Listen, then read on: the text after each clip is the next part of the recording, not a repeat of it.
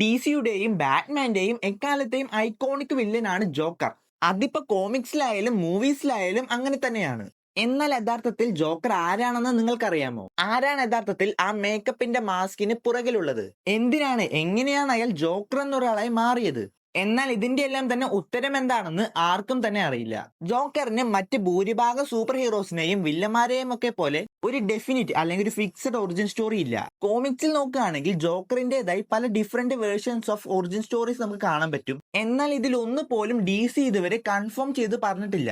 ഇപ്പൊ നമ്മൾ ബാറ്റ്മാനെയും സൂപ്പർമാനെയും ഒക്കെ എടുത്തു നോക്കുകയാണെങ്കിൽ ഇവരുടെ പാസ്റ്റ് ലൈഫ് എന്താണെന്നും ഇവർ ഇങ്ങനെ ഒരു ക്യാരക്ടറെ മാറാനുള്ള കാരണം എന്താണെന്നുള്ളതെല്ലാം തന്നെ കൃത്യമായി പറഞ്ഞിട്ടുണ്ട്, അല്ലെങ്കിൽ അതൊക്കെ തന്നെ ഫിക്സഡ് ആണ്. എന്നാൽ ജോക്കറിന്റെ കാര്യം എടുത്താൽ ഇതിലൊന്നും തന്നെ ഒരു ക്ലാരിറ്റി ഇല്ല.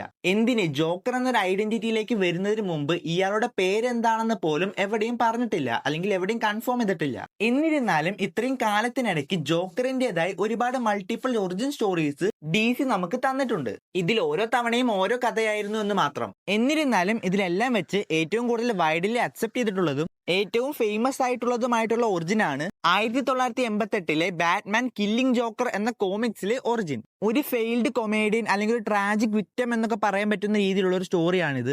ഇതിൽ ജോക്കർ എന്ന് പറയുന്നത് വളരെയധികം സ്ട്രഗിൾ ചെയ്യുന്ന ഒരു സ്റ്റാൻഡപ്പ് കൊമേഡിയൻ ആണ്. തന്റെ പ്രഗ്നന്റ് ആയ വൈഫിന് പോലും ഒന്നും തന്നെ പ്രൊവൈഡ് ചെയ്യാൻ കഴിയാത്ത രീതിയിൽ കഷ്ടപ്പെടുന്ന ഒരാൾ. പിന്നെ ഈ ഒരു കഥയിലും ആൾക്ക് പേരൊന്നും തന്നെ കൊടുത്തിട്ടില്ല, ഒരു പേരിടാത്ത ക്യാരക്ടർ പോലെയാണ് കാണിക്കുന്നത്. പിന്നീട് കഥയിൽ ഇയാൾക്ക് ഒരു കെമിക്കൽ പ്ലാന്റോ മറ്റോ കൊള്ളയടിക്കാൻ വരുന്ന ക്രിമിനൽസിനെ സഹായിക്കേണ്ടി വരികയാണ്. പിന്നീട് ആ ഒരു റോബറിക്കിടയിൽ ഇയാൾ ഒരു കെമിക്കൽസിന്റെ ഒക്കെ ഒരു കൂട്ടിലേക്ക് വീഴുകയാണ്. ഈ കെമിക്കൽസ് കാരണം ആളുടെ സ്കിന്ന് വളരെയധികം ബ്ലീച്ച് ആവുകയും മുടി പച്ച കളറിലേക്കൊക്കെ ആയിട്ട് മാറുകയും ചെയ്യും. ഈ സംഭവത്തിന് ശേഷം വളരെയധികം ഇൻസൈനായി മാറുന്ന ഇദ്ദേഹം പിന്നീട് ജോക്കർ എന്നൊരു ഐഡന്റിറ്റിയിലേക്ക് എത്തും.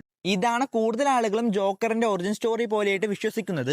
ഇതല്ലാതെ നോക്കുകയാണെങ്കിൽ തന്നെ വേറെയും ഒരുപാട് ഒറിജിൻസ് ഉണ്ട്. അതിപ്പോ ഒരു കരിയർ ക്രിമിനൽ പിന്നീട് ജോക്കറായി മാറുന്നതായിട്ടും, ഒരു മോബ് എൻഫോഴ്സർ ജോക്കർ ആവുന്നതായിട്ടും, ഒരാൾ മനഃപൂർവ്വം തന്നെ ട്രൂ ഐഡന്റിറ്റി ഹൈഡ് ചെയ്യുന്ന രീതിയിലുള്ള ഒരു ക്യാരക്ടറാണ് ജോക്കർ എന്ന രീതിയിലും ഒക്കെ ആയിട്ടുമുണ്ട്. എന്നാൽ DC ഇതുവരെ ഇതിനെക്കുറിച്ച് ഒരു കാര്യവും കൺഫേം ചെയ്തിട്ടോ പറഞ്ഞിട്ടോ ഒന്നുമില്ല.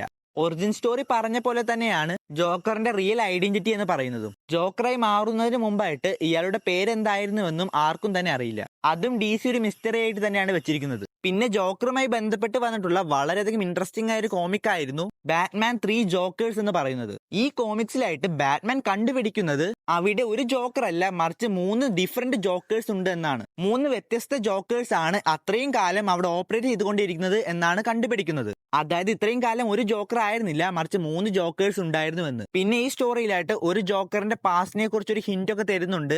അപ്പോഴും ഒരു റിയൽ നെയിമോ ഐഡന്റിറ്റിയോ ഒന്നും തന്നെ പറയുന്നില്ല. പിന്നെ 3 ജോക്കറിന്റെ കാര്യം ആ ഒരു സ്റ്റോറിയിലെ കാര്യം മാത്രമാണ് പറഞ്ഞത്.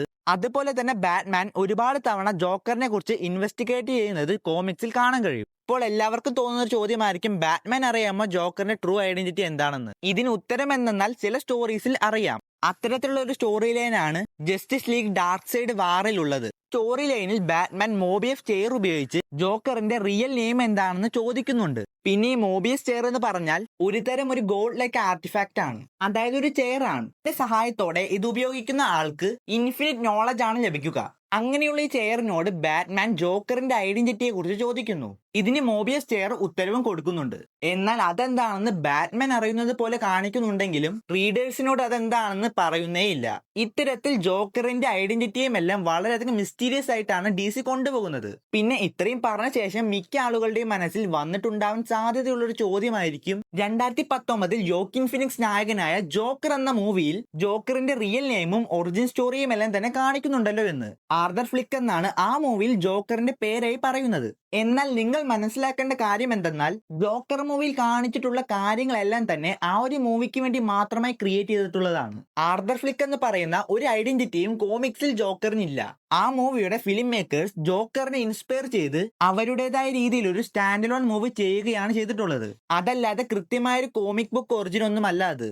അത് ഒരു മൂവി വെർഷനെ മാത്രമേ നമുക്ക് കാണാൻ കഴിയുള്ളൂ. പിന്നെ ഇതേ വേർഷന്റെ ഒരു സെക്കൻഡ് പാർട്ടായിട്ടാണ് അടുത്ത മൂവിയും വന്നത്. അതുപോലെ തന്നെ മൂവീസിൽ തന്നെ നോക്കുകയാണെങ്കിൽ 90s പുറത്തിറങ്ങിയിട്ടുള്ള മൈക്കിൾ ക്രീറ്റോന്റെ ബാറ്റ്മാൻ മൂവിയിൽ ജാക്ക് നിക്കോൾസൺ അവതരിപ്പിച്ച ജോക്കറിന്റെ റിയൽ നെയിമേ പറഞ്ഞിട്ടുള്ളത് ജാക്ക് നേപ്പിയർ എന്ന് പറയുന്ന ഒരു പേരാണ്. ഇതും ആ മൂവിക്ക് വേണ്ടി മാത്രമായി ക്രിയേറ്റ് ചെയ്തൊരു പേരായിരുന്നു. പിന്നെ ഡാർക്ക് നൈറ്റിലെ ഹെത്ത് ലെഡ്ജർ അവതരിപ്പിച്ച ജോക്കറിനെ നോക്കുകയാണെങ്കിൽ അവിടെ ഒരു പേരൊന്നും തന്നെ പറയുന്നില്ല, ഐഡന്റിറ്റി ഒരു അൺനോൺ ആക്കി തന്നെയാണ് വെച്ചിട്ടുള്ളത്. കോമിക്സിലെ പോലെ തന്നെ വളരെയധികം മിസ്റ്റീരിയസ് മിസ്റ്റീരിയസ് ആയി തന്നെയാണ് ജോക്കറിനെ അവിടെ കാണിച്ചിട്ടുള്ളത്. പിന്നെ അത് കഴിഞ്ഞ് വന്നിട്ടുള്ള ജെറാഡ് ലെറ്റോന്റെ ജോക്കറിനൊക്കെ തന്നെ നോക്കുകയാണെങ്കിലും അവിടെ ഒന്നും തന്നെ ഒരു കൺഫേംഡ് ആയ ഒരു പേര് കാണാൻ പറ്റില്ല. പിന്നെ എന്തിനാണ് DC ജോക്കറിന്റെ ഐഡന്റിറ്റി ഇങ്ങനെ രഹസ്യമാക്കി വെച്ചിരിക്കുന്നത് നോക്കിയാൽ DC വിശ്വസിക്കുന്നത് ഇപ്പോൾ ജോക്കർ ആരാണെന്ന് ആർക്കും തന്നെ അറിയില്ലെങ്കിൽ അത് ആ ക്യാരക്ടറിനെ കുറച്ചുകൂടി ടെറിഫൈങ് ആക്കി മാറ്റുമെന്നാണ്.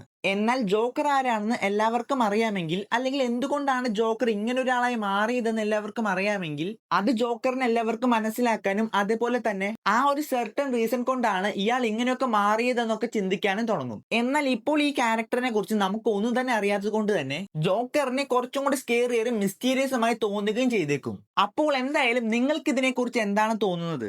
നിങ്ങളുടെ അഭിപ്രായം എന്താണെന്ന് കമന്റ് ബോക്സിലൂടെ പറയാൻ മറക്കണ്ട. അതുപോലെ തന്നെ ഈ വീഡിയോ ഇഷ്ടപ്പെട്ടാൽ ലൈക്ക് ചെയ്യുക. ഇതുപോലെയുള്ള കൂടുതൽ വീഡിയോകൾക്ക് വേണ്ടി ചാനൽ സബ്സ്ക്രൈബ് ചെയ്യുക. അപ്പോൾ മറ്റൊരു പുതിയ വീഡിയോയുമായി വീണ്ടും കാണാം.